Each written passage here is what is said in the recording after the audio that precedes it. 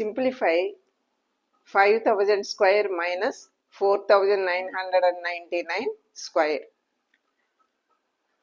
So this is of the form a square minus b square, and the difference is also 1.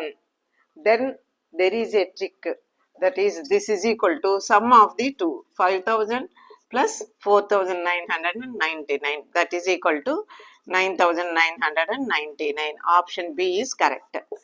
There is a trick, if the difference between the two is 1, then a square minus b square is equal to a plus b.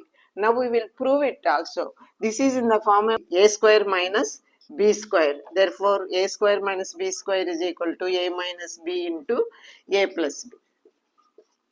So 5000 square minus 4999 square is equal to difference 5000 minus 4999, which is equal to 1 into a plus b. 5000 plus 4999, which is equal to 1 times of this is equal to this, and this is equal to 9999.